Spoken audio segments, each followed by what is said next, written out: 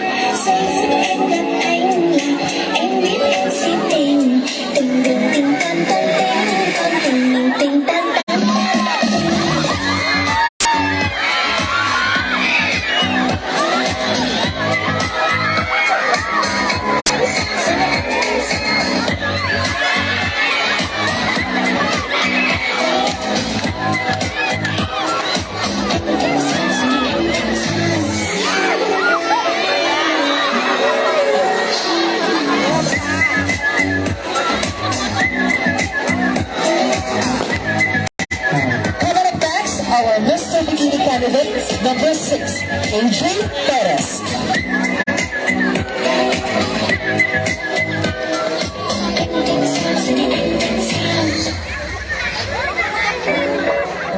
For our Mr. Bikini Open candidate number 8, Jan Michael De La Cruz.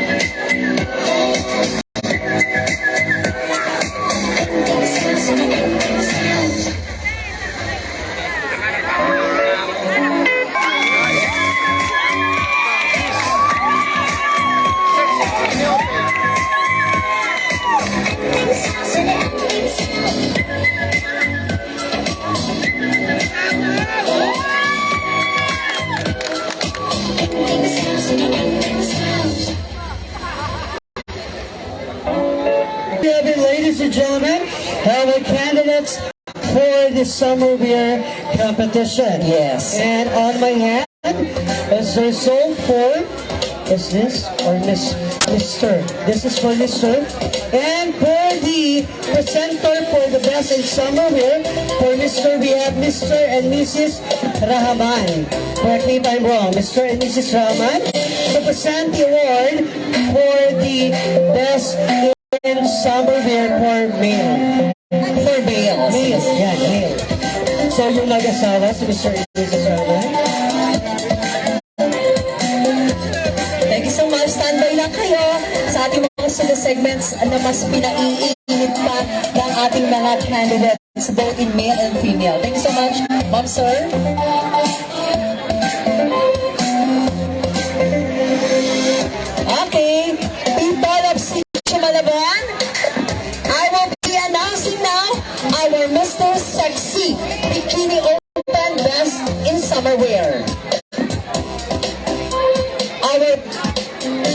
Yes, opo. Thank you, Uncle Jay. Ma'am, sir, dito po tayo sa harapan.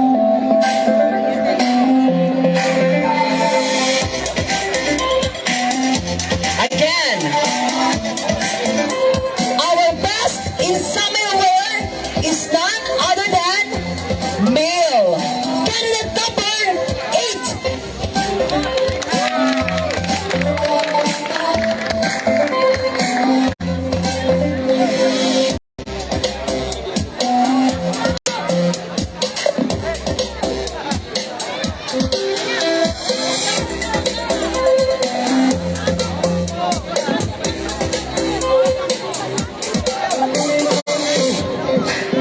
And to present the award for female best in summer wear, I would like to award our aspirant Eski Kagawan, Miss Christine Mercado.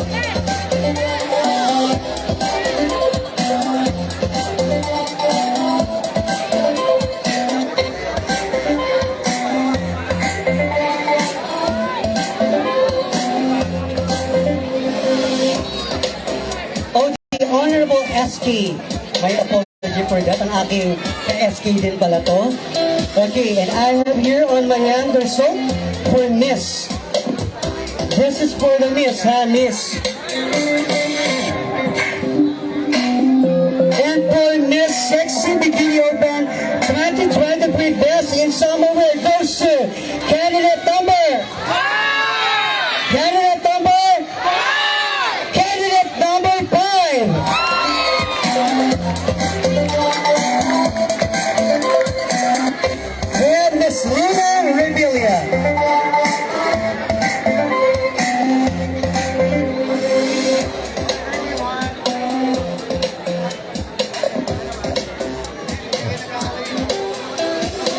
Okay, let's have a recap once again. Our ating best in summer wear sa lalaki ay si candidate number 8, Sean Michael de la Cruz. Sana. And of course, for our female best in summer wear, we have Miss Luna Revelia. Thank you so much, guys. You may now go to the backstage and prepare yourselves for the next part of the competition, which is The lingerie. the lingerie competition. And before we proceed on that, we will have an intermission number to be given us by one of the talented Artist. yes, Ating artist bayan ng Taytay. yes, in Taytay. Lumabas na siya recently sa TV5 sa It's Talentadong Pinoy. Yes. At isa sa pinagmamalaki natin na talagang isa sa magaling na performer dito sa bayan ng Taytay. Ladies and gentlemen, please give them or please give him a big warm round of applause for Lucrecia.